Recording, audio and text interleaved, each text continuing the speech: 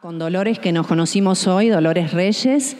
Ella es una escritora argentina que ha tenido mucho éxito con la novela Miseria, que está presentando ahora, pero primero con Cometierra, ¿no? Yo soy Teresa Corondi y tengo la tarea hoy de conversar con Dolores. Vamos a hacer como un diálogo de nuestras escrituras, no vamos a presentar libros. Yo soy escritora, pero me identifico básicamente con la poesía, con la poeta, la narradora. La narradora es algo más tardío en mi escritura creativa. Pero a Dolores la conocí en el cine. Me pasó eso, que fui a ver la Uruguaya. Yo decía, bueno, ¿cómo será Dolores? Porque no pude charlar nada antes con ella. Entonces fui a ver la Uruguaya y de repente digo, pero esa es Dolores, digo yo. Y dije, es actriz, buenísimo. No, pero me resultó interesante porque fue... Qué increíble, ¿no?, que me pasara eso, que yo tomé contacto contigo así, a través de esa propuesta. Y del cine, la película La Uruguaya, que tuvimos recién una charla súper interesante. Todas las charlas están siendo interesantes y plantean un montón de aristas sobre las que trabajar el tema de la escritura y del lenguaje. Cuando a mí me preguntaron cómo quería que se llamara esta charla, cómo podíamos hacer, qué nombre le podíamos llegar a poner, a mí se me ocurrió decir Imaga Mundi, porque pensé en el latinismo Imago Mundi, la imagen del mundo, la representación del mundo, y dije, qué interesante en este tipo de literatura. Las dos escribimos sobre mujeres, somos escritoras mujeres que escribimos sobre mujeres. Y nuestros libros tienen mucho que ver con la magia, con la imaginación, con la realidad, pero también en diálogo con la magia, con la imaginación, con la fantasía. Y dije, ¿por qué no en este momento donde el tema del lenguaje está puesto sobre el tapete, esa concepción patriarcal, ¿por qué no yo decir Imaga Mundi, ¿no? Llevarlo a ese terreno? Y me parecía que era súper interesante.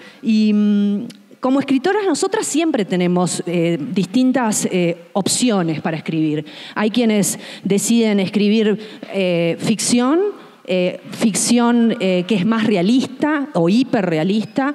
Hay quienes deciden escribir ciencia ficción o documental, testimonial, periodística, crónica. Hay muchas formas, pero nosotras dos elegimos que en nuestras escrituras hay mucho de imaginación y hay mucho de fantasía plasmando una realidad que muchas veces en este caso es literatura de mujeres y sobre todo en el caso de Dolores, que habla de mujeres que desaparecen, ¿no? Y la búsqueda de ellas. Entonces, ¿cuál fue esa opción? ¿Por qué? ¿Por qué esa opción de la magia, de la fantasía incluso en Miseria? Bueno, primero, muchas gracias por acercarse. Estoy muy emocionada de estar en un lugar tan hermoso como este. Gracias a Gastón y a toda la gente del museo. Y a Selva, ¿no?, que me acompaña y que tiene que ver con esto desde el día cero. Selva Almada, que está acá. Yo empecé escribiendo en un taller que era el de ella y el de Julián López. Y siento que a veces hay cosas involuntarias en la escritura, ¿no? Un compañero estaba leyendo un texto súper poético que terminaba en la frase tierra de cementerio, y en ese momento a mí se me apareció una nena con el pelo llovido, con la piel color de la tierra, y que lo que hacía era meter la mano abajo de su cuerpo y comer tierra. Y fue una imagen tan impactante que decidí dejar los cuentos que venía escribiendo y empezar a construir algo desde ahí, porque me parecía una imagen súper potente, un shock directamente. Y justamente lo que vino después es lo que tiene que ver con la magia, ¿no? Se me ocurrió que algo de la memoria, el alma, la experiencia, fuera tierra de la misma forma que van los pelos, la carne, los huesos, las uñas, ¿no? Ya cuando la vida biológica no está más. Y que justamente lo que hacía la nena era que comiendo tierra podía conectar con eso, con la historia de las personas que habían estado vinculadas con esa tierra, y cerrar los ojos y por medio de visiones poder interpretar o leer lo que la Tierra le estaba buscando y a la vez mostrando y a la vez poder conectar con los buscadores, ¿no? Yo nací en el 78 en Argentina y crecí viendo organizaciones de mujeres que buscaban a sus hijos en la Tierra, no como una metáfora, sino como la realidad más cruda y pura, ¿no? Y después fui creciendo y desde el caso María Soledad en adelante, en la democracia misma, bueno, esto, madres buscando a sus hijas desaparecidas por violencias machistas. Una y otra vez, ¿no? Y siento que ese tema se me coló un poco involuntariamente a la hora de escribir ficción, pero que hay, bueno, decisiones, ¿no? Que tienen que ver con conectar con la magia y conectar con la tierra, que es un principio femenino, y correr un poco del eje de lo visual, ¿no? Que nos esclaviza tanto a las mujeres desde la adolescencia o desde que somos chiquitas, estás gorda, estás flaca, estás más así, más asá. La potencia, ¿no? De la violencia visual, que un poco juego con eso, la tapa de Miseria, y ponerlo a funcionar con otro sentido, que tiene que ver con el tacto, que tiene que ver con el gusto, que tiene que ver con otra forma de visión, que es ser visionario quizás, y conectar ahí con la magia. Ahora, ¿cómo linkea la ficción con la realidad? Es otra cosa, ¿no? Cómo la ficción de alguna forma señala la realidad. En el norte de México hay unas organizaciones de buscadoras que se llaman varilleras y que lo que hacen es enterrar una varilla de metal muy, muy profunda, sacarla y oler, ¿no? Y ahí detectan cuerpos y tienen el olfato tan agudizado que determinan, no distinguen si ese cuerpo es un resto animal o es un resto humano, y así han encontrado infinidad de fosas comunes, algo que desafortunadamente en Latinoamérica sabemos muy bien qué es, y chicas muertas una y otra vez. Bueno, de alguna forma la ficción, o al menos en mi escritura me pasa eso, que abordo los temas o las llagas abiertas de la sociedad, ¿no? Eso es lo que se me impone de alguna forma al momento de escribir. Bueno, gracias por el pie también. No, es súper interesante. Aparte nombraste cosas que yo tenía pensado conversar contigo, porque nombraste, bueno, chicas muertas, y sé que hiciste un taller con Selva Almada, que está acá, y pensé mucho en ese contagio de la escritura, ¿no? Hay dos cosas que no me quiero olvidar, ¿no? Después, pero esto me interesaba. Mientras yo iba leyendo los dos libros, iba sintiendo como una necesidad de escribir. Había en tu trabajo algo que me impulsaba a mí a pensar en, bueno, ¿podrá haber una segunda parte, por ejemplo, de esta novela Corre, Corre? Porque veía que estaba Come Tierra, después seguía Miseria, ¿no? Me vino como ese contagio. Y veía que, bueno, estaba este libro de crónicas de Selva Almada, sí, digo bien, Chicas Muertas, y digo, ¿habrá habido ahí algún tipo de contagio?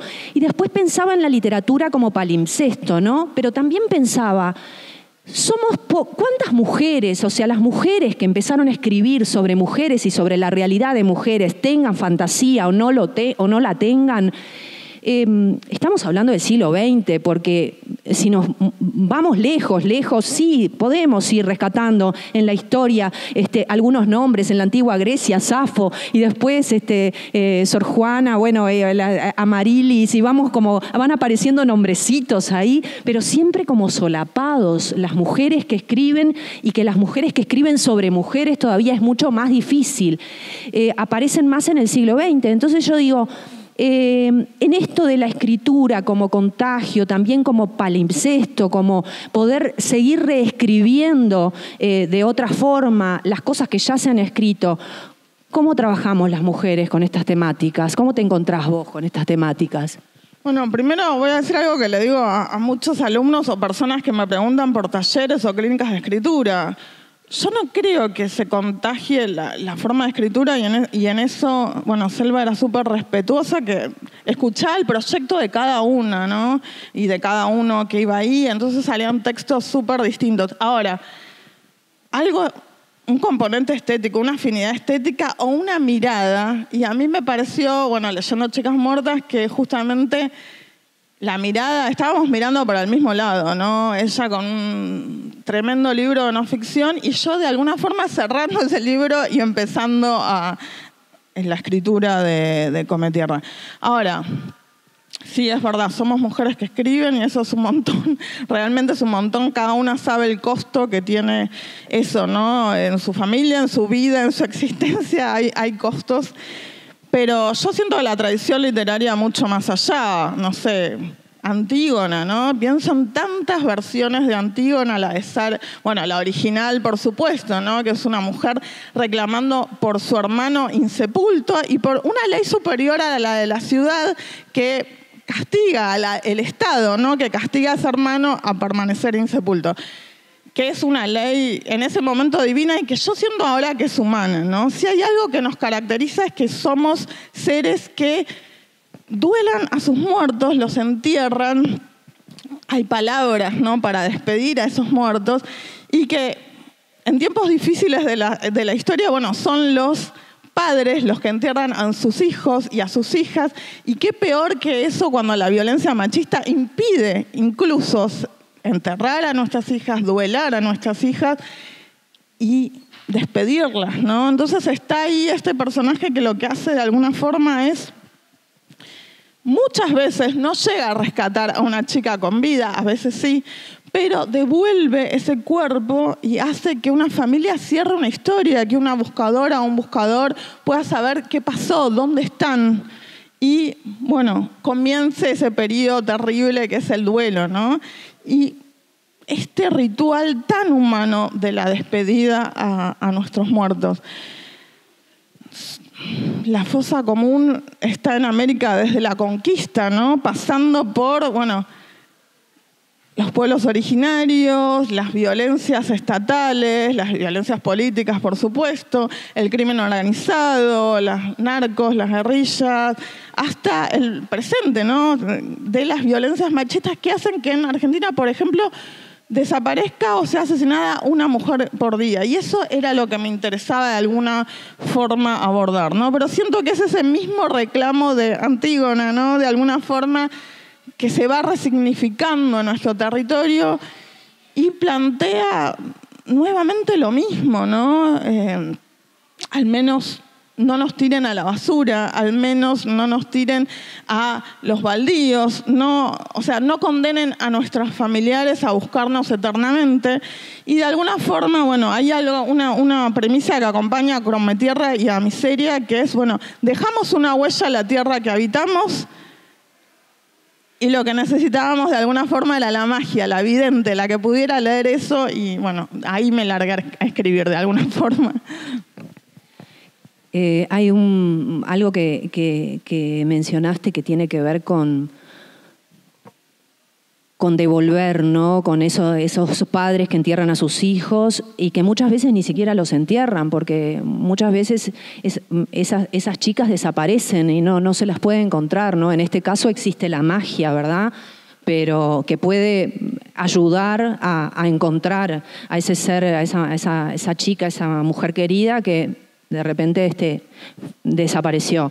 Y yo me preguntaba si tiene algo que ver, porque en estas dos novelas vos tenés dos personajes centrales. Uno se llama Cometierra y se llaman Miseria. No se llaman, ¿no? Son los apodos de estas dos mujeres jóvenes, mujeres muy, muy jóvenes. Y de alguna manera a ellas las vamos conociendo por esos apodos que tienen y a lo largo de la novela o de las novelas vamos encontrando otros personajes que van apareciendo como Pendejo, Madame, pero también aparecen otros nombres que aparece la mitad del nombre, Alesquín o Señor Ana, aparecen dejos del nombre, pero como que esa ausencia del nombre tiene algo muy preponderante, significa algo. Y otra cosa que me interesó y que de alguna manera tiene que ver con esto de los nombres es, en un momento se habla del cementerio y de las lápidas y los nombres que aparecen en las lápidas.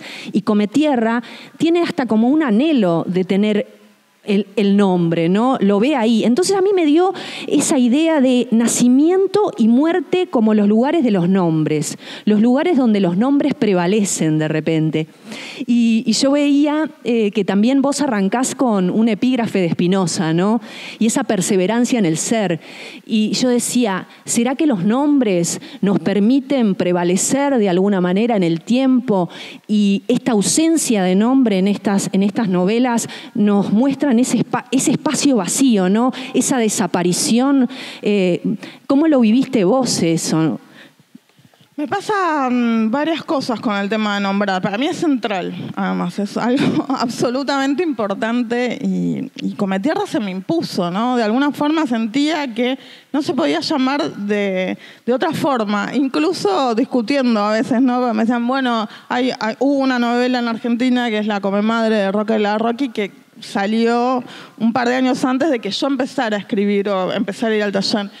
Y al principio era, bueno, no se puede llamar así. Y después yo siento que de alguna forma me la fui ganando ese derecho con la escritura.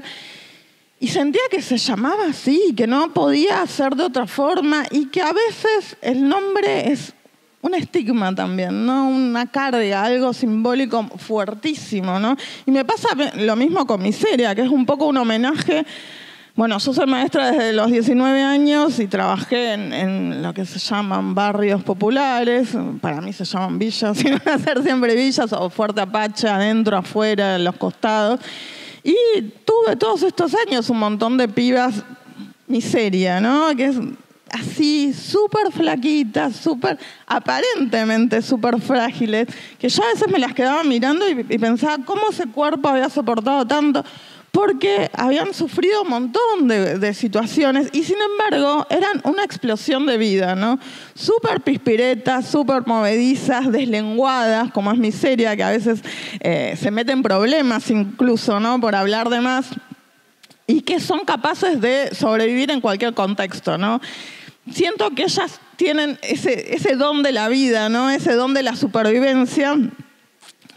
Y que también hay algo que hace la poesía, y que vos lo sabrás mucho mejor que yo, y que a veces la ficción, bueno, también, ¿no? Podemos tomar ese procedimiento, que es resignificar, que es disputar un significado. Entonces, si Miseria tiene en el diccionario o en el uso un montón de acepciones terribles, bueno, en el universo que propone una novela puede significar otra cosa, ¿no? Súper potente, súper vitalista y ligada a esta capacidad de supervivencia. Y lo mismo pensar en el pendejo.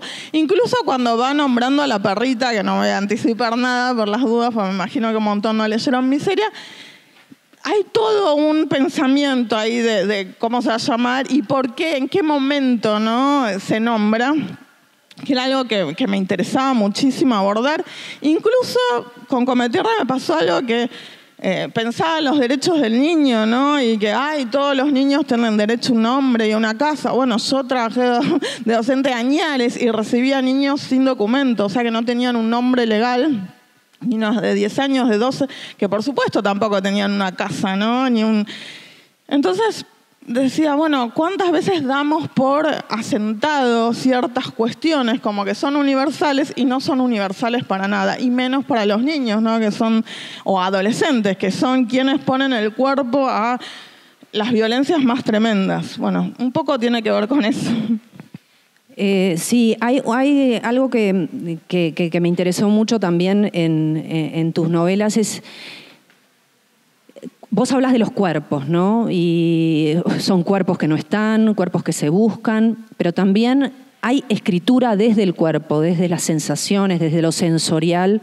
Pensaba también en el caso de Corre, Corre, que es una mujer que baja a la playa y empieza a correr una maratón interminable donde el tiempo se elastiza y ella sufre desde sus sensaciones del cuerpo cómo impactan en su reflexión también. Entonces, en esa soledad, en lo solitario. Tus novelas no son tan solitarias, en definitiva, pero tienen soledad. Pero lo que sí tienen es esa cosa de lo que siente el cuerpo, lo que siente ya sea por la violencia, lo que sienten por el asco, porque come tierra. Cuando come tierra también tiene sensaciones. Miseria, que es una chica embarazada y que está el tema del parto. Pensaba en muchas escritoras que trabajan el tema, relacionan las escrituras desde el cuerpo, ¿no? Como, bueno, no sé, Margaret Atwood, el cuento de la criada, ¿no? Que en ese sistema hiperpatriarcal donde las mujeres están sometidas al mandato de ser madres y si no, no servís, y que para ser madres sufren porque no necesariamente quieren ser madres y porque además les da asco que sean tocadas por alguien que no quieren que las toque, o están otras literaturas como la de la reciente galardonada Annie Ernaux, que habla sobre el aborto, las marcas que dejan la memoria. Y bueno, y yo veía esto y lo ataba y lo quería atar también porque vos usás a Spinoza, a mí me interesa mucho, yo soy espinosista, es una coincidencia que tenemos. Entonces yo decía, Spinoza es el gran pensador de los cuerpos, ¿no? Es el cuerpo, los cuerpos que generan nuevos cuerpos, o que se componen o se descomponen. Y yo decía, ¿cómo esta literatura nos compone, nos permite expandirnos de nuestros límites corporales? ¿A dónde vamos con esta escritura? ¿Vamos a algún lugar?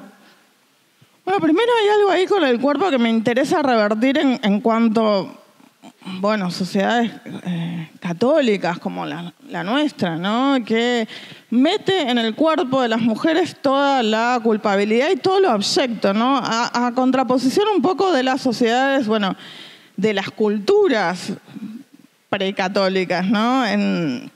Hay en Grecia un juicio muy, muy famoso a una hetaira, que es la hetaira más famosa, que es Phryné, que era una suerte de mujer de la cultura, que hacía esto más o menos que estamos haciendo nosotros, con filósofos, con poetas, ¿no?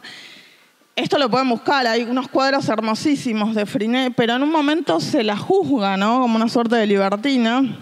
La condena era, por supuesto, a muerte, ¿no? Como han sido condenadas a muerte en Latinoamérica por brujería, ¿no? Mujeres por 500 años, por lo menos. ¿Y qué hace Phryné en ese juicio? Bueno, se desnuda ante el Tribunal de Ancianos de Grecia. No porque quisiera convencer a ninguno por su belleza y sus atributos, sino porque justamente la belleza del cuerpo de las mujeres era un reflejo del lado femenino de la deidad, ¿no? Era una manifestación de la diosa. Justamente cuando se desnuda nadie puede tocar ese cuerpo ni violentarlo, porque el cuerpo era un vehículo sagrado para conectar con los dioses. En la tradición, ¿no?, judio-cristiana después mete todo lo abyecto en los cuerpos y solo lo trascendente, bueno, es ese eidos, ¿no? Esa idea del alma, ¿no?, que iría a parar al cielo, ¿no? Como al cielo de las ideas también, ¿no? Un cielo inmaterial, la materia, ¿no? Lo abyecto en el cuerpo. Yo trato de revertir eso justamente y retomar un poco con la materialidad del cuerpo y del territorio, ¿no? De la tierra también, desde Grecia de nuevo, ¿no? Desde Gea, desde Gaia, desde Deméter. Está en la tierra la sabiduría de la mujer, la sabiduría cíclica, ¿no?, que liga al sustento con los ciclos de la agricultura, pero está también ese receptáculo que es como una suerte de útero materno y que recibe a los cuerpos cuando ya la vida biológica no está más y que sabe dónde están esos cuerpos más allá de las violencias de los violentadores, de los feminicidas, de los asesinos. Entonces, de alguna forma intento linkear con todo esto, ¿no? Con un personaje que, comiendo tierra, conecta con una sabiduría que es de alguna forma, ¿no?, la sabiduría de un principio femenino y la sabiduría de las mujeres, y una sabiduría absolutamente material y corporal, no como algo abyecto, ¿no?, sino como un rescate de la vida y el cuerpo de las mujeres. Es difícil, ¿no?, porque tenemos toda una tradición que es muy fuerte, ¿no?, que nos marca lo contrario. Yo voy a poner un ejemplo que para mí es clarísimo. Yo iba a un secundario público de Argentina, ¿no? Nos jactamos de que somos la escuela laica y bla, bla, bla. Yo cuando iba a la escuela iba con un guardapolvo que era blanco hasta acá con una cosa que me asfixiaba, porque era hasta acá arriba y tenía un botón acá, mangas por acá. Y mis compañeros varones iban como les daba la gana, sin guardapolvo, sin nada. ¿Cuál es el mensaje? Bueno, la culpa está en el cuerpo de las mujeres. Qué tema para seguir hablando, pero a mí me interesa seguir abordando otras cosas, porque yo te escucho hablar, es muy distinto de lo que leo, ¿no? Vos tenés una escritura que es muy accesible, que es apetecible para todo público, pero que no dejas de trabajar el lenguaje, que es a mí una cosa que me interesa mucho. Me interesa porque yo pienso en el hombre unidimensional, la humanidad unidimensional, lo voy a redenominar al libro de Herbert Marcuse, que además, bueno, yo sé que vos sos feminista, activista, él fue profesor de Angela Davis, también activista, afrodescendiente, feminista. Entonces, Pantera negra. Bueno, exacto. Entonces yo decía, en ese libro, ¿no?, él plantea el tema de cómo estamos restringidos a las palabras que se dan en un contexto para un uso específico y que las personas nos van ordenando el pensamiento y vamos utilizando las palabras que tenemos al alcance según ese contexto, ¿no? Entonces yo digo, qué importante el lenguaje en la literatura, qué importante, sea cual sea la poesía, obviamente, que a mí me interesa muchísimo y que hoy se dieron debates interesantísimos sobre lo que es la tradición, la responsabilidad que tenemos, pero ¿qué responsabilidad tenemos? ¿Vos sentís que hay una responsabilidad, que hay una crítica social acá en estos libros y que el lenguaje puede, estos libros de alguna manera nos identifican, nos hacen ver, nos reflejan como sociedad? ¿Nos puede ayudar en algo en la literatura así, pensada de esa manera? Yo siento que los sectores, por un lado, más jóvenes, ¿no? Por eso tengo personajes muy jóvenes, por un lado. Y por el otro lado, lo que llamaríamos los oprimidos, los marginales, ¿no? Hay mil formas de denominarlos o denominarnos en realidad. Bueno, son en realidad los más creativos a la hora de utilizar el lenguaje, ¿no? No están todo el tiempo consultando a la Real Academia Española, qué piensa el jurado, no sé cuánto, y que juegan. Hay algo absolutamente lúdico que traen los pibes al secundario cuando hacen sus batallas de freestyle y demás, que es exprimirle al lenguaje todas las posibilidades, ¿no? Y que ahí hay belleza y hay pensamiento. Entonces, cuando utilizo, ¿no?, la lengua de quienes son principalmente víctimas de todas las violencias, acá tengo, bueno, a Cometierra y a Miseria, ¿no? Dos pibas, chicas, adolescentes, se tienen que ir de su barrio porque las violencias se le vienen encima y están armando su casita, ¿no?, con el Walter por primera vez. Son focos de las violencias, ¿no? La violencia laboral, la violencia económica, la violencia obstétrica, que es algo que me interesa muchísimo, y por supuesto la violencia de género machista que hace que haya, bueno, estos femicidios, ¿no? ¿Por qué lo voy a narrar desde otro lugar? ¿Por qué lo voy a contar con la lengua de otros? ¿Por qué no utilizar la lengua de esas pibas? Para mí sería un prejuicio, ¿no?, horrible de clase, de género. Entonces, tomo la lengua, un estado, trato de construir un estado de lengua que es, bueno, justamente el de esos personajes, ¿no? Y siento que los acompaño de alguna forma, los veo funcionar. Y me acuerdo cuando escribía y me sentaba en el comedor del Fuerte Apache, justamente, bueno, barrio Ejército de los Andes, hablando de los nombres, y escuchaba hablar a las cocineras, o en la escuela de Podestá, más o menos. Yo laburaba en la escuela de Podestá, 150 metros está la entrada del cementerio, donde están Melina Romero, Araceli Ramos y un montón de víctimas de feminicidio del distrito. Y escuchaba a las cocineras conversar, iba tomando frases y escuchaba a las pibas que se contaban cosas, iba tomando apuntes, ¿no?, un cuadernito. Y eso me sirvió muchísimo a la hora de construir un estado de lengua para las novelas, ¿no? ¿Qué es lo que nos llama la atención, ¿no? ¿Qué es lo que...?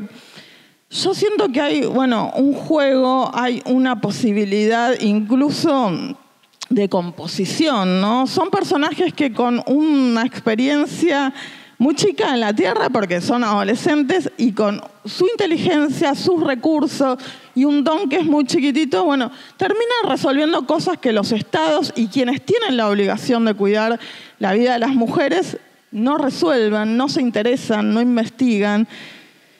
Y un poco, bueno, eso también tiene que ver con los lenguajes, ¿no? Pienso en las sentencias judiciales a la hora de liberar femicidas y decir que no hay pruebas, ¿no? Yo si te robo un celular, va a haber 800 pruebas y 800 testigos. Ahora, cuando hay 5 feminicidas que violan, desaparecen, ¿no? Y mutilan y asesinan a una piba, parece que no hay pruebas, siempre se pierden las pruebas y la justicia se expresa también por medio del lenguaje para despreciar la vida de las mujeres. Bueno, yo siento que la ficción y la literatura tienen la oportunidad de dar ahí una disputa que es por la lengua también. Vos en las novelas, yo también, escribimos básicamente desde el yo narrativo. Vos en Cometierra es Cometierra la que está contando todo lo que está pasando. En mi caso también, en Corre Corre. Antes tuve como un proyecto de prosa poética, terminó siendo una novela en prosa poética que jugaba entre la voz de la escritora y del personaje que se iban como cruzando, pero terminó en prosa poética. A mí me interesa cómo trabajaste cuando pasaste a Miseria, ¿no? Porque en Miseria usás un yo narrativo otra vez, hablas desde la primera persona, pero alternás entre las dos voces que tienen convergencias, pero que también son distintas. Entonces, vos estás contando, y eso es interesante cómo lo manejás, ¿no? Porque estás contando lo que está pasando desde los dos puntos de vista también, y cómo se van cruzando, cómo se distancian. ¿Cómo fue ese proceso? Bueno, Miseria es un personaje chiquitito en un comienzo, ¿no? Que aparece hacia el final de Cometierra, pero filtrado y narrado por los ojos de Cometierra, que está como fascinada, ¿no? No termina de entender qué carajo está viendo, básicamente. No sabe si es una pibita, si es un pibe, qué, pero está como fascinada y hay un centro de una reunión que es Miseria. Y bueno, hay un irse también de Miseria con el Walter y Cometierra. Ahora, a mí me pasó lo mismo, ¿no? Como que de alguna forma me enamoré del personaje, pero quise darle voz propia, ¿no? Y hay un movimiento de sacar un personaje absolutamente secundario y ponerlo en primera y darle una voz que fue difícil, fue como un desafío porque son 2 chicas más o menos de la misma edad, 16, 19 años, ponele, de un mismo barrio, de un mismo origen, de un mismo sociolecto, si se quiere, ¿cómo las separamos, no? Y ahí está como la personalidad de cada uno. Cometierra es mucho más dark, está muy reflexiva porque está pensando si vuelve a la tierra o no, está muy conflictuada, es la primera vez que sale del barrio y está analizando todo, súper reflexiva. Y en cambio Miseria es pura exterioridad, ¿no? Súper vitalista, ni duda, tiene una posición en referencia al don de la amiga que está, bueno, como enamorada, ¿no? Para ella, Cometierra es la mejor vidente, ¿no? La única vidente real y tiene que atender y tiene que ponerse un local, un Instagram, tiene que volver con toda la potencia a la tierra porque también el lugar al donde se mudan, de alguna forma la está interpelando, ¿no? Esos carteles, ¿no? Que se repiten de fotocopias hasta el hartazgo con la cara de las chicas que faltan, la está interpelando a volver a la tierra. Bueno, yo no voy a analizar lo que pasa ahí, pero de alguna forma la distinta postura en torno al don y la distinta personalidad de las dos me permiten ir separándolas y hacer esto de las dos voces, que para mí es central, ¿no? Una novela no puede ser solamente trama, sino que hay voces, que hay tonos, ¿no? Que es de alguna forma la construcción de los personajes, bueno, se da por ese lado, borrarse un poco uno y acompañar, buscar la voz, encontrarla y acompañar la experiencia de los personajes. Yo quería leer un pequeño fragmento porque además de Miseria, que es el último libro que estás presentando, porque me parece que de alguna manera como que generaba una especie de semblanza de esta charla. Lo encontré ahí y me pareció que era interesante, así que lo voy a compartir. Y dice: nunca había tenido sangre en las manos hasta esa tarde en la que sostuve su cuerpo desnudo, mojado, con la respiración agitada como si fuera un animal asustado y el corazón que parecía que iba a explotarle, pero vivo, Después mi hermano, Latina y yo lo acompañamos hacia Miseria construyendo una cuna de dedos para cuidarlo hasta del aire. Lo soltamos pero quedamos manchados de ese bebé para siempre, y ni bien Miseria habló, supimos su nombre y lo repetimos cerca de sus orejas, tan chiquitas como las cáscaras de una fruta recién abierta. Dicen que la magia no existe, pero en él miré a la magia de frente y después lloré. Me costó un montón hasta escucharlo. Contame. Es muy fuerte esa parte. A mí me pasaba que veía, incluso me enojaba, ¿no? Y les decía a mis hijos, eso no es así, no puede ser. Veía como un estereotipo de los partos en las series, en las películas, en muchísimos libros, ¿no? Donde la mujer llega toda descontrolada, transpirada al hospital, ¿no? Gritando, toda, bueno, puro descontrol. Le dicen que se acueste, que puje, que bla, bla, bla. Cada vez se va descontrolando, transpirando, sufriendo más, y de repente todo se mancha de rojo y aparece un bebé envuelto en una... ¡Wow! Eso es un parto, mirá vos. Y decía, pero esto es o sea, más allá de la decisión, que de alguna forma la abordo mucho en Cometierra, ¿no? Sí, la decisión de la maternidad, decía, bueno, pero después está el parto. ¿Cómo nos damos una disputa simbólica sobre un momento que es central en la vida de las mujeres? ¿Cómo hemos abandonado esto como si no tuviese importancia y dejamos que narren los partos 10 millones de veces así? ¿Qué pasa, no? ¿Qué nos hicieron creer de que ese momento no importa? Y de alguna forma, bueno, la misma disputa que trato de hacer a veces con los nombres, ¿no? A veces con los estigmas, ¿no? Ustedes son los negros, los patas sucias, los que viven descalzos en la tierra. Bueno, dar esa misma batalla simbólica por un parto. ¿Cómo se recibe a un niño, no? ¿Cómo un niño viene al mundo? ¿Qué es lo primero que ve? ¿De qué forma? Bueno, se lo recibe, eso también me interesaba mucho, ¿no? Como una instancia protagonizada por dos, por esa mamá, pero también por ese niño que está llegando. Bueno, de alguna forma tiene que ver con eso. A mí, de alguna manera, yo no escribo en la misma, digamos, mi fantasía, Corre, que sí es una novela que de alguna manera tiene que ver mucho con el viaje, con el camino, y donde es una fantasía porque es una mujer que no para de correr, pero le van pasando cosas, se va encontrando con distintos personajes o situaciones, y donde hay mucho simbolismo que yo encontré, que yo recorría los mismos caminos, de repente desde lugares distintos, pero encontré como muchos paralelismos. El tema de la maternidad que en Corre aparece desde la imagen de una ballena, ¿no? Una ballena anclada en la arena, ¿no? Una ballena que es como el simbolismo de esa madre y cómo vuelve al agua. Y yo encontraba muchos simbolismos en tus libros, pero a la vez podía también encontrar la realidad y encontrar que de alguna forma, por el lenguaje, por lo que vemos en el día a día, por las noticias, y no quedándome solo en esto que pasa, ¿no? Yendo no solamente a estas desapariciones, pudiendo de repente ir a otro tipo de desaparecidos, ¿no? ¿No? ¿Qué nos pasó en la dictadura, en las dictaduras de Latinoamérica? Entonces, bueno, me resultó muy grato poder tener esta charla. Nosotros estamos ya redondeando porque me hicieron unas señas para ir y te quería dejar que tengas unas palabras si querés decir algo más que te interese o resaltar de todo esto. A ver, es muy linda esta instancia, ¿no? Yo siento que la escritura tiene dos instancias.